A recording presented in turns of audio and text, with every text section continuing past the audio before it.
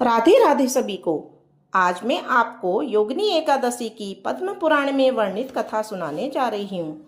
एक बार धर्मराज युधिष्ठिर भगवान श्री कृष्ण के पास गए और पूछा, हे जनार्दन, कृपया योगिनी एकादशी की कथा सुनाइए। तब भगवान श्री कृष्ण ने राजा को संबोधित करते हुए कहा, हे राजन, आषाढ़ मास के कृष्ण पक्ष में आने वाली एकादशी का नाम योगिनी एकादशी है।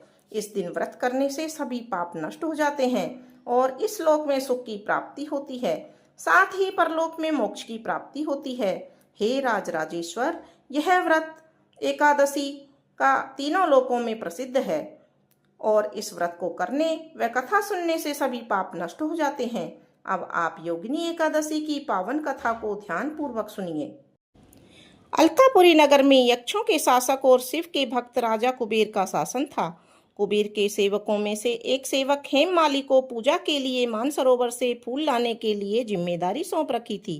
हेममाली का विवाह विशालाक्षी नामक एक खूबसूरत महिला से हुआ था। एक दिन मानसरोवर से फूल इकट्ठा करने के बाद हेममाली कामुक इच्छाओं के आगे झुक गया और अपनी पत्नी के साथ भोग विलास में लिप्त हो गया और कुबेर को फूल देना भूल गया।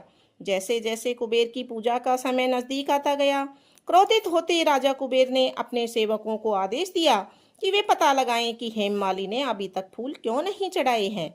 स्थिति का पता चलने पर सेवक कुबेर के पास वापस आए और उन्हें बताया, हे राजन, माली अभी भी अपनी पत्नी के साथ भोग विलास में मग्न है।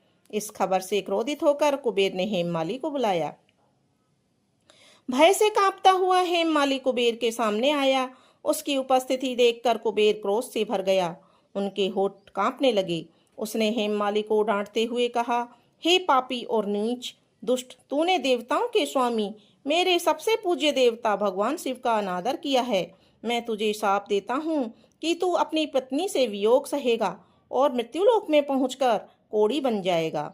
इस प्रकार कुबेर द्वारा शापित होकर हेममाली पृथ्वी पर गिर पड़ा और कोड़ी बन गया। पीड़ा में भटकते हुए वह अंततः मार्कंडेय ऋषि के आश्रम में पहुंचा। हेममाली की दयनीय स्थिति को देखते हुए ऋषि ने पूछा, तुम पर क्या विपत्ति आई है जिसने तुम्हारा एक बार सुंदर रूप छीन लिया है? अपनी आध्यात्मिक शक्तियों के माध्यम से मैंने जाना है कि तुम्हारा शरीर बहुत ही रूपवान था। हाथ जोड़कर हेममाली ने कहा, हे मुनि, मैं यक्षराज कुबेर का हेममाली नाम का निजी सेवक था। राजा की पूजा के लिए पुष्प लाना मेरा दैनिक कर्तव्य था, किंतु एक दिन मैं अपनी पत्नी के साथ भोग विलास में लीन हो गया, जिसके कारण मैं लौटने में विलंब कर गया। फलस्वरूप मैं दोपहर से पहले पुष्प नहीं पहुंचा सका, जिसके कारण कुबेर ने मुझे पत्नी वियोग, कोढ़ तथा मृत्युलोक में कष्ट भोगने का श्राप दे दिया। इस प्रकार मैं अपनी पत्नी से वियोग, कोढ़ी तथा अपने दुखों से त्रस्त होकर कोढ़ी हो गया हूँ। आपसे प्रार्थना करता हूँ, आप मुझे अपने दुखों से मुक्ति का कोई उपाय बताएं। जवाब में मार्कंडेय ऋषि बोले, चूंकि तुमने मुझसे सच कहा है, इसलिए मैं एक ऐसा व्रत बताता हूँ जो मोक्ष दिलाएगा। यदि तुम आषाढ़ मास के कृष्ण पक्ष में पड़ने वाली योगिनी एकादशी का व्रत श्रद्धा पूर्वक करोगे तो तुम्हारे सभी पाप नष्ट हो जाएंगे और तुम स्वस्थ हो जाओगे। मार्कंडेय ऋषि के ये ज्ञानपूर्ण वचन सुनकर हेममाली बहुत प्रसन्न हुआ। उसने तुरंत योगिनी एकादशी का व्रत करना शुरू कर दिया। इस व्रत के फलस्वरूप वह पुनः अपने पूर्ण स्वरूप में आ गया और अपनी पत्नी के साथ सुखपूर्वक रहने लगा।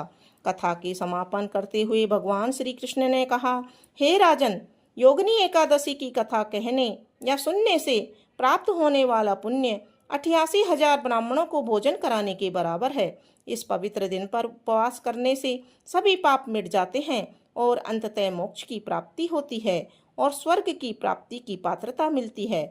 बोलो एकादशी माता की जय।